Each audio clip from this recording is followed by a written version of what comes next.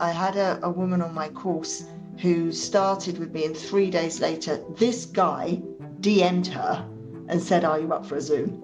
And she was so excited. She said, "Oh, I'm so excited. I've got this guy's DM me. I think he's a philanthropist." I said, "Oh my God, that's the man," which is hilarious. It took us about 18 months. It took Sophie 3 days.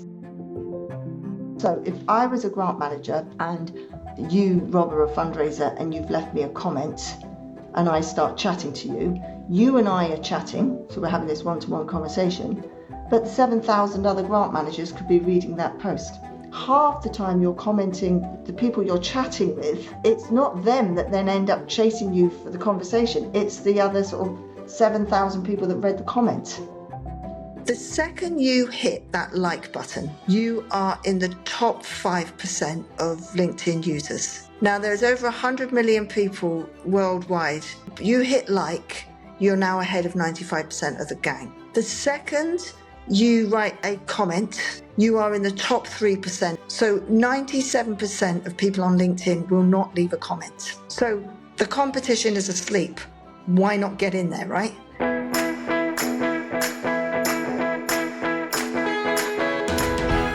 Welcome back to the Fundraising Bright Spots podcast. This is episode number 150. My name's Rob Woods, and this is the show for fundraisers who want ideas, examples, and perhaps a dose of inspiration to help you raise more money and really enjoy your job.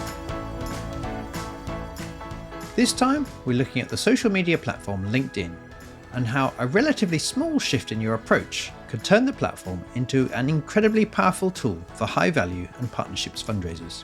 I recently recorded this interview with a hugely experienced fundraiser, Michelle Benson, whose company is called The Culture of Philanthropy. Michelle has a really interesting perspective on fundraising, not least because of her experience on the other side of the fence, working in grant giving as well as fundraising. In recent years, she's used this insight to create an approach that helps fundraisers make far better use of LinkedIn than most people currently do. I learned so much from Michelle, and I really hope that you find it helpful too.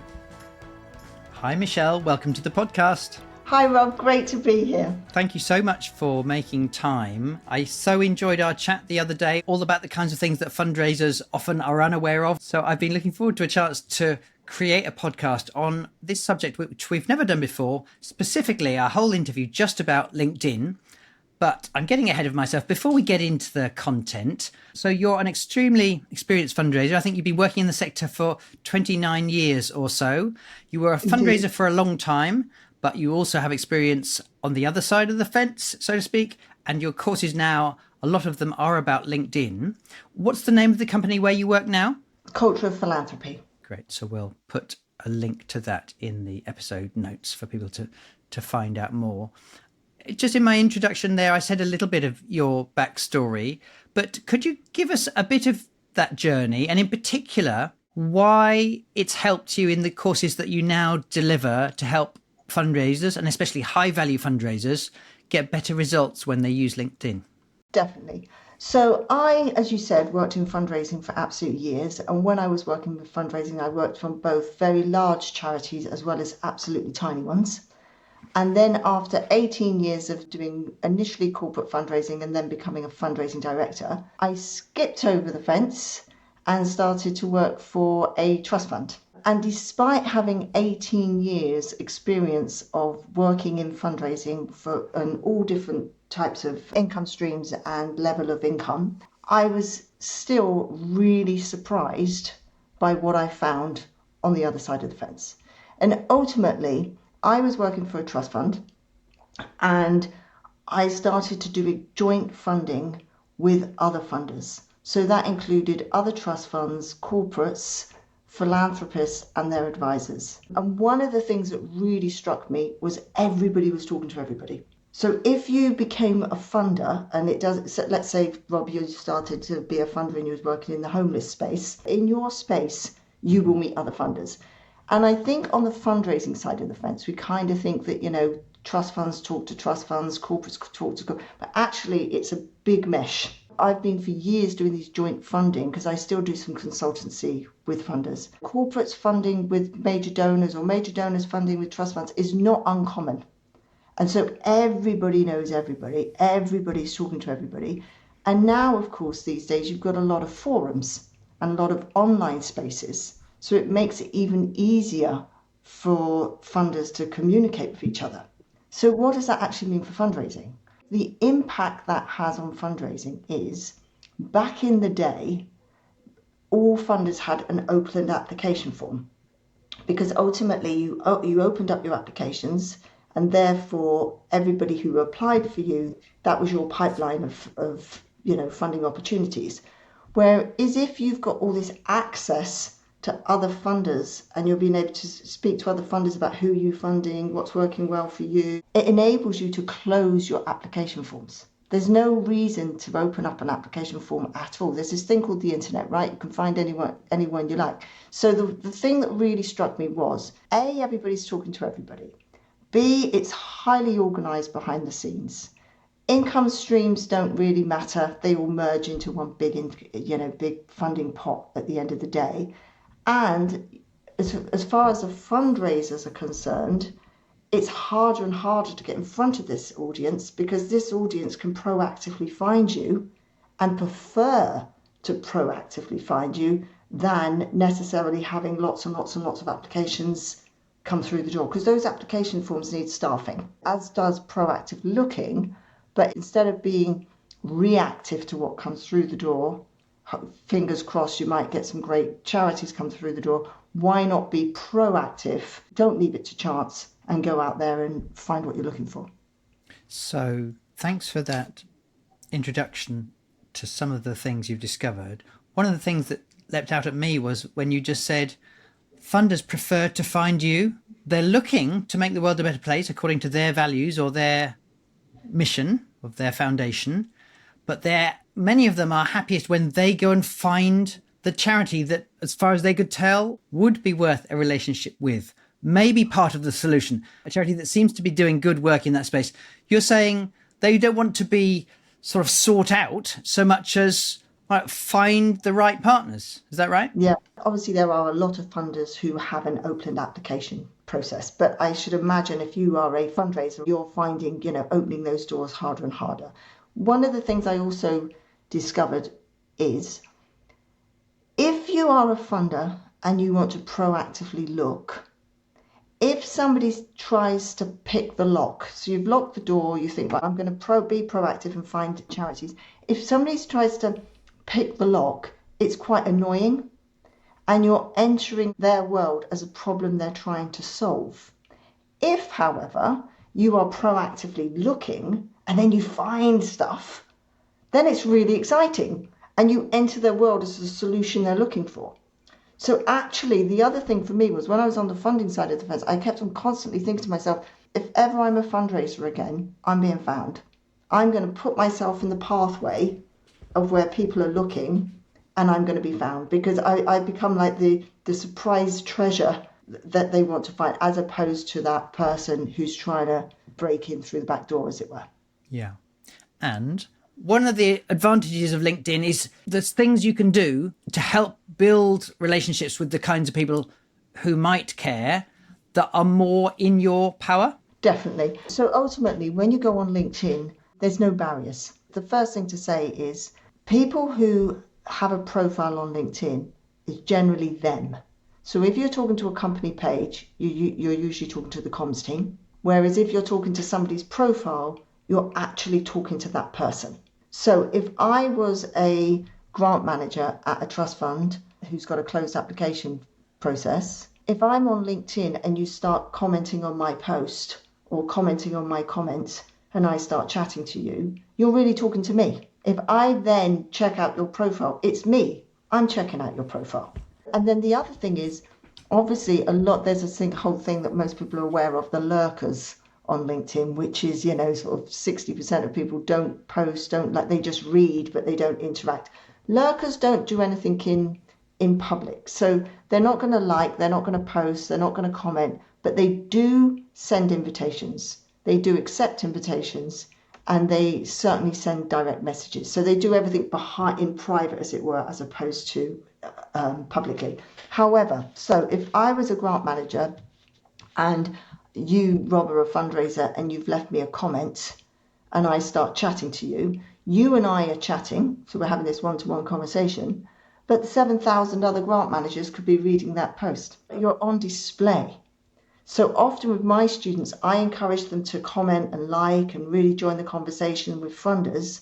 And then invariably they get a direct message from somebody completely different saying, oh, I just read your comment that you left with Susie Smith, la-di-da. So actually, half the time you're commenting, the people you're chatting with, it's not them that then end up chasing you for the conversation. It's the other sort of 7,000 people that read the comment. Right. So this comes back to one of your first points, which is that in the space, to do with the environment or to do with homelessness, many of those funders are likely to know each other and certainly to be connected. Yeah.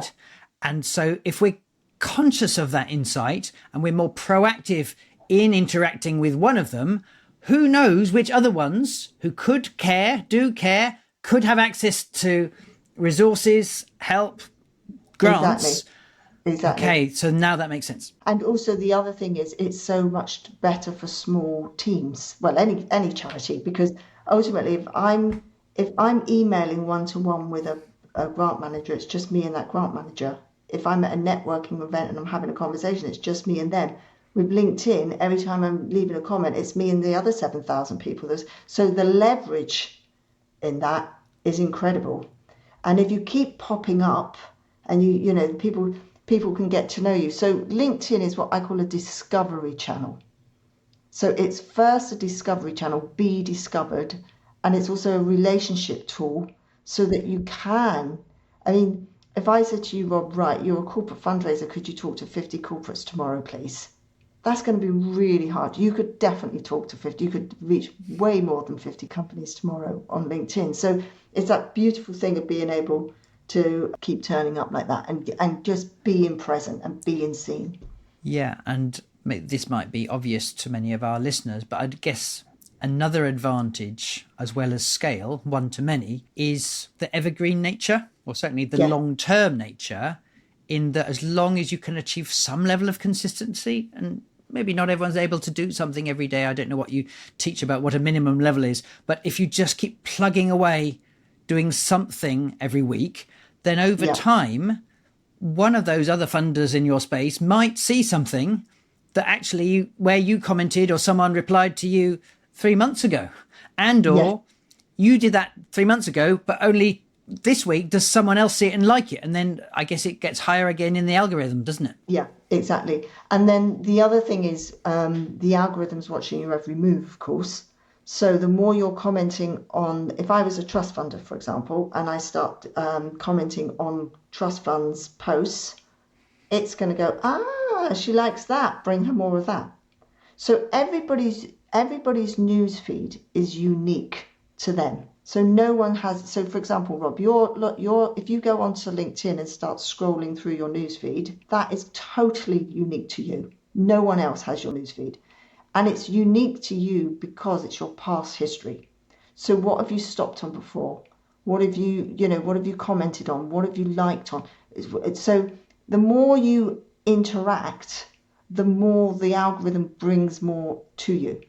So I kind of think of it a bit like a sniffer dog. You give the sniffer dog a good sniff of the rag and then you go on boy, go off and find me more, go and do so. So it's almost like if I'm a corporate fundraiser and I'm stopping the scroll and I'm liking and I'm commenting a lot on CSR posts, that algorithm is going, go, get me more CSR people, get me more. So it's prospecting for me.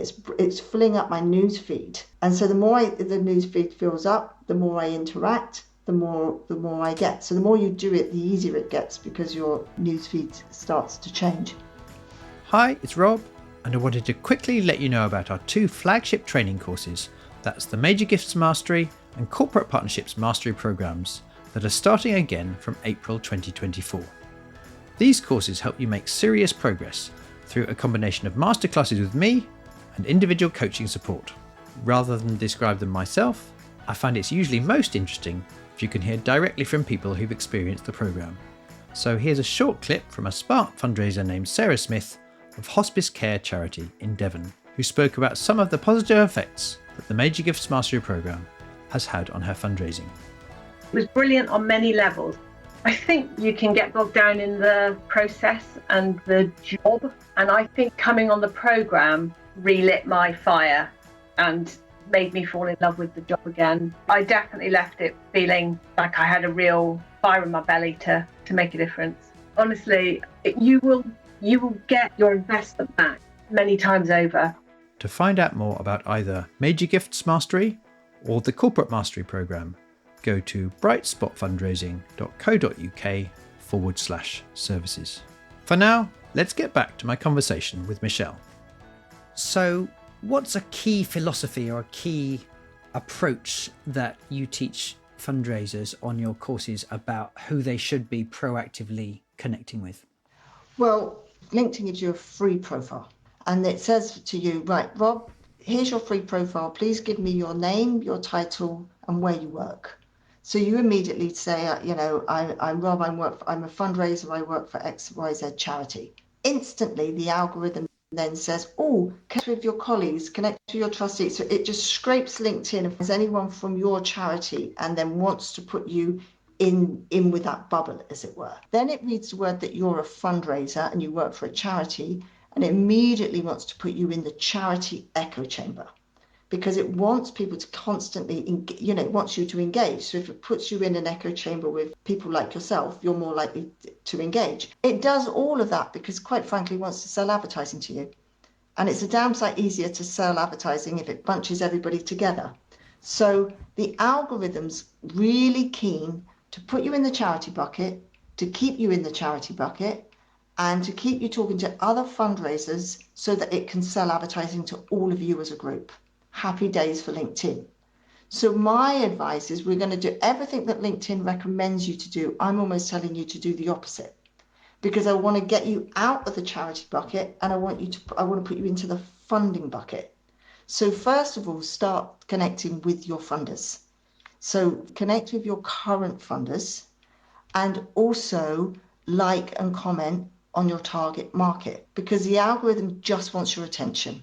And whatever's going to get your attention is what it's going to feed you because the more you come back on LinkedIn, the more you give LinkedIn your attention, the more your attention it can sell to advertisers, hence its revenue. You keep being seen. What I do with my students is we do quite a deep dive into their profiles, etc., to get themselves into the funding bucket. And then when they're in the funding bucket, they're very active within it because that encourages the algorithm to prospect and bring you more. And from there, people find them and direct message them. Lots of the people that I work with get direct messages from CSR people, from trust funds, I've got a fantastic story. When I was at a charity, we had a major donor that we were prospecting, and my CEO said, right, I should be the person that talks to this major donor, only me. And we took 18 months to get the CEO in front of the donor, chat them up before we got the donation. I had a woman on my course who started with me, and 3 days later, this guy DM'd her and said, are you up for a Zoom? And she was so excited. She said, oh, I'm so excited. I've got this guy's DM me. I think he's a philanthropist. I said, oh my God, that's the man, which was hilarious. It took us about 18 months. It took Sophie 3 days. So, and crucially, again, it's fundamental to a theme in this conversation. He proactively DM'd her, the fundraiser. yeah. And so that's the wonderful thing as well. When people come to you, it's a lot easier. They're a lot warmer. People come to you when they're ready. And that's the important thing. So you've got a lot of people that are seeing you who are not quite ready to give yet. Or, so if I was a trust fund, for example, we might say, I've got a trustees meeting this week. We're not looking at any more applications. We're getting the trustees meeting done. In 2 months' time, I'll initiate new grants. But I'm still a grant manager. I'm still seeing you. You're still popping up. You still want to stay top of mind. So when I am ready, I'm ready to DM you. The thing about LinkedIn is you're dealing with vast numbers. When we're offline, we're used to doing everything one-on-one and maybe having a pipeline of sort of 20 donors that we're trying to get to an event or whatever. We're talking hundreds and hundreds. So you just keep yourself present. And then when people are ready, they come to you, or it gives you an opportunity to create that relationship so that you feel that it's warm enough so that you can direct message them, they'll know you. And so it's not a cold it's not a cold spammy message. It's someone you've actually taken time to get to know online, as it were. Yes. One question I've got is, I presume you're not saying that I shouldn't avoid connecting with other corporate fundraisers. I could connect with other people who do a similar role to me because there might be value to that in my career. It's just I should add in proactively trying to join conversations in the kind of party where I want to be invited to. If you're going hardcore, I'd go all out on the corporate stuff, and I would look for a closed group of fundraisers so that I could just separate the two, because obviously there's some fantastic closed groups on Facebook, for example. I also think closed groups are great for fundraising because they're more honest. You have richer conversations in those closed groups than you do. Don't forget, LinkedIn is an open platform. The other thing that I would also say is update your photograph and be recognizable, because your virtual you, that photograph is who people are going to get to know. I've had a student who is a corporate fundraiser who got a direct message from a CSR chap and said, we're both in London, why don't you come to my office and let's have a meeting? She went to his reception and it was absolutely banged out. And then he came down, looked at this really crowded room and recognised her immediately. And there's something really nice about that.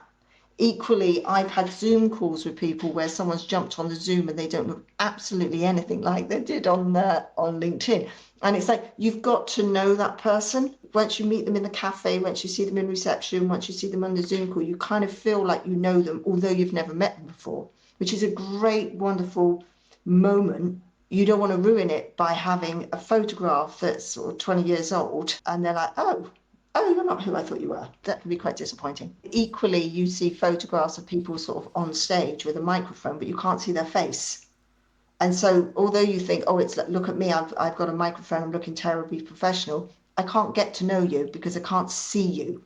Or they're looking away, I've got sunglasses on. You only got that small little circle. Fill that small little circle with your face and look directly at them. And if you can have a solid black background as well, which if you jump on Canva, you can make it quite solid. Mine is fluorescent green.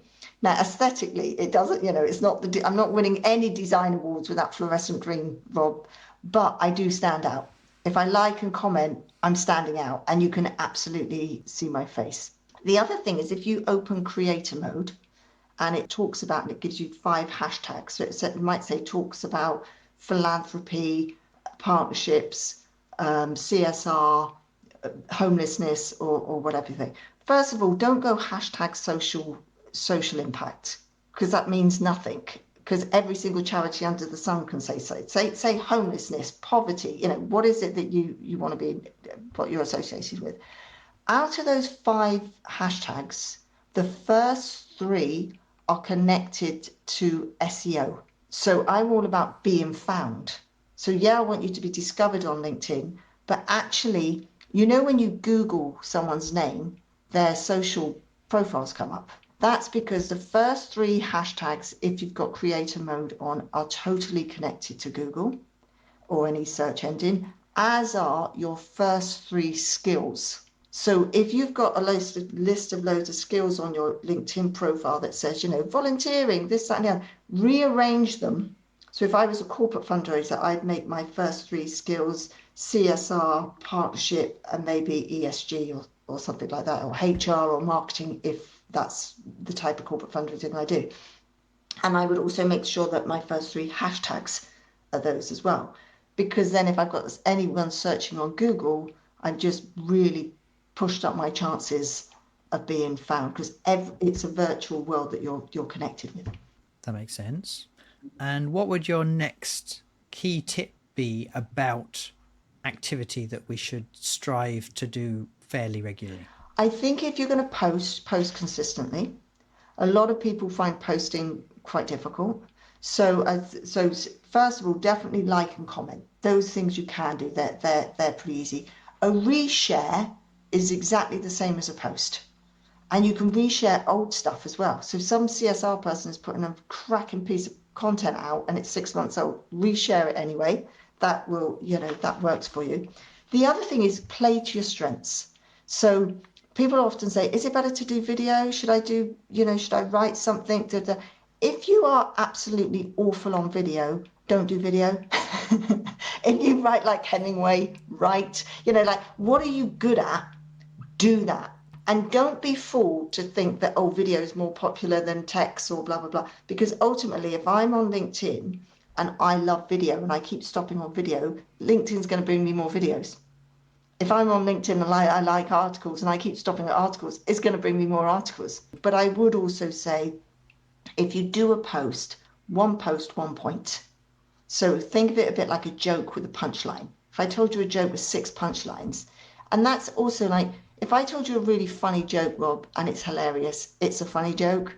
So it doesn't matter whether I write it down, do it on a video, do it as a graphic, do it as an audio. It's a hilarious joke, right? Because of course I'm hilarious. But if I told you much more likely to tell you a dire joke that's just not funny, do it on video, do it as a cartoon, right? It's still just a rubbish joke. And that's like content. One piece of content, one punchline. If you've got 4 punchlines, you have 4 posts. Don't waste 4 great little gems into one post. Spread it out and make it 4. So definitely consistency is the key in posting. If you're going to post once a week, stick to once a week. If you're going to do 3 days, do 3 days. But what you should do is spread them out 24 hours apart. If you post something and then you post again within 24 hours, you depress your current posts. So you want a 24 window between posts on LinkedIn, unlike other channels.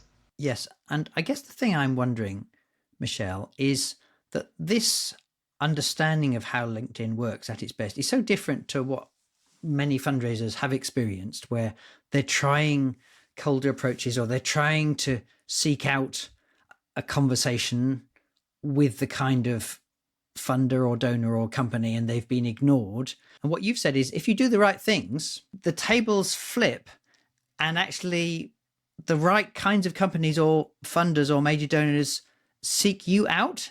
That's so different to what people may have experienced. Could you say a little bit more about it? Maybe give an example or two and any other tips to help us believe that doing it this way around works? Number one, funders can only make impact that they want to make by partnering with charities. So they're looking for partners, because if you're giving away money and you want to make a social impact, you need to partner with a charity in order for that to happen. So you are actively looking. Number two is, when you're trying desperately to say, do you want to come to an event, or you're trying to get in front of someone, what you're trying to do is interrupt them. You're trying to get them to stop their day and come to your event or come to you. What I'm talking about is you going to them. So if I'm on the train and I'm checking out LinkedIn, or whenever I look at LinkedIn, you're coming into my day, you're coming to me. Now, if you come to me with broadcasting, buy this, sell, sell, then of course you're going to be ignored, because, when you and I watch TV and the adverts come on, we pause the telly, we go and make the tea, we come back, we fast forward and we carry on, right? So no, everybody runs away from ads. But if you are leaving comments that are either humorous or informative or affirming, or you're just having a conversation, you're just part of their morning. You're just part of their day. And also, you've got to remember the sheer numbers. So when I'm a fundraiser and I'm trying to contact funders one by one, if I'm getting in front of 100 donors or prospects in a week, I'm rock and roll. I mean, that is some serious work, isn't it? Whereas if I've just put a comment out on LinkedIn and 3,000 people see it, and also, if you keep turning up and people keep seeing you, they're not coming to you straight away necessarily. It's not like I just saw one comment from Rob and there I am DM, sending you a DM. I might have read 3 or 4 of your comments, or I've seen a comment and think, oh, I should contact him, and then I get busy, and then 3 days later I see another comment from him and think, oh, damn it, I was supposed to contact him. And this is why stewardship is brilliant on LinkedIn as well with your current donors. The other thing about stewardship is, offline, it's highly inappropriate for me to go above your head. So if I'm a corporate fundraiser and you're my day-to-day connection, if I then start talking to your boss or your colleagues, whatever, that's pretty inappropriate. However, if I only talk to you and you leave the company, I lose my foothold in that company, or a new boss comes along with a new broom and, all that good stuff. So if I'm on LinkedIn and I connect with you, Rob, and you work for Barclays Bank, and you are connected to your boss and your various immediate colleagues, the algorithm starts recommending those people to me, and also starts sharing their stuff with me because I was interested in you. The algorithm will figure out I'll be interested in what your boss has got to say. Now I can easily leave a comment to your boss and go, I've been working with Rob, actually, it's been really great. And I can be really complimentary about you. Now I'm getting to know a lot more people within the company in a really socially acceptable manner, which I couldn't do if I was offline. So this is the sort of experiences that the students I'm working with are having. The way I see it is, and I do this myself, everything I teach, I do myself. I get up in the morning, I go on LinkedIn, I spend sort of half an hour on LinkedIn, I close LinkedIn down, I get on with the day job. And whilst I'm getting on with the day job, virtual me is out there doing its thing. And so 2 me's, 1 salary, which again is wonderful for charities. It definitely works. It's not some sort of minor miracle pill. You need to be strategic about it. You need to really understand, right, who do I want? Why do I want these funders? And also you've really got to consider, what have you got to offer? So if you treat LinkedIn like some free advertising channel, as to, advertise and sell, it's not going to work. It really won't work. You need to treat it like a networking party. You don't walk around a networking party just sort of throwing brochures in people's hands. You get to know people, you get to chat people. It's the first step of the relationship to get that meeting, right? So you don't have to go in there and blind everybody with your genius. You just want to, you're just chatting, basically. And the more authentic and genuine you are, the better it serves you. The second you hit that like button, you are in the top 5% of LinkedIn users. Now, there's over 100 million people worldwide. You hit like, you're now ahead of 95% of the gang. The second you write a comment, you are in the top 3% of LinkedIn users. So 97% of people on LinkedIn will not leave a comment. So the competition is asleep. Why not get in there, right? And then if you, God forbid, you should post something or reshare something, you are now in the top 1% of users globally on LinkedIn. Now, I know as a fundraiser, when I used to fundraise, could be a bit of a dogfight and everything was super busy. And I've also been on the receiving end of application forms where it's an absolute tsunami. You are in a hugely competitive space. If you see a CSR director or a grant manager or a wealth advisor or a solicitor post on LinkedIn, the only people liking and commenting it are other solicitors, other CSR people. There are no fundraisers there. Get in. Not only are you commenting and you're putting yourself in the top 3% of users worldwide, you're going to be seen by thousands of eyes that you cannot get in front of normally. I love this, Michelle. Not only have you really helped me change my understanding of what game we should try to be playing and what our approach should be, but also you've really helped me see it doesn't take much. I don't have to give it 40 minutes a day. Really I might not even give it 20 minutes a day. But if in 5 or 10 minutes, I just go to the right kinds of places and then I just get involved a little bit without much courage needed. I mean, now and again, I might build up to it and post myself. But if all I start doing is liking and resharing and so on and interacting, paying compliments in the right kind of space, which is very easy to do, already the game is turning in my favor and I am becoming more visible and likable to the kinds of people that might care about my cause. Yeah. And when you then turn your phone off and you go to work, that comment is still working for you. That comment is hard at work all day long for the next 24 hours. When you're asleep at night, that comment is still working for you. It's this or cold calling. What would you rather do? It's much more effective. And it's not only being seen by the author, but everybody else. And so that's the wonderful thing I think about teaching this stuff to fundraisers, is that fundraisers already come with a lot of empathy, being able to chit chat. So you don't need that. You just need a keyboard, or your phone. And also, Rob, people are on it anyway. So a lot of these fundraisers are on LinkedIn for 20 minutes a day anyway.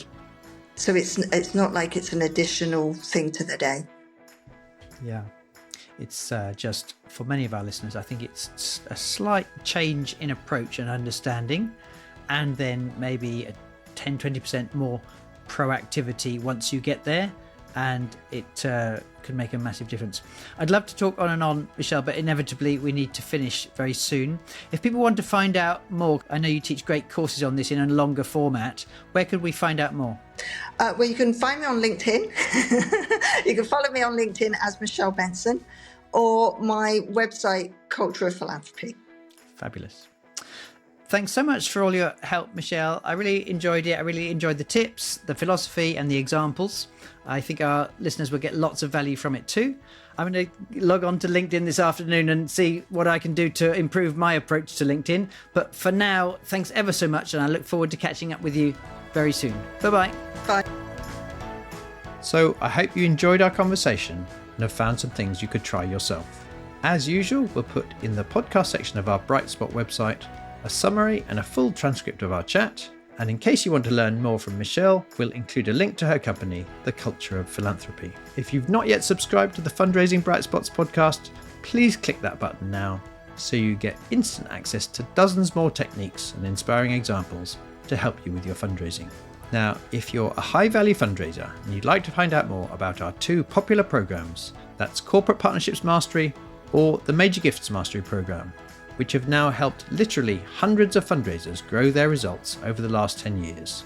We're now taking bookings for the next programs, which start in April 2024.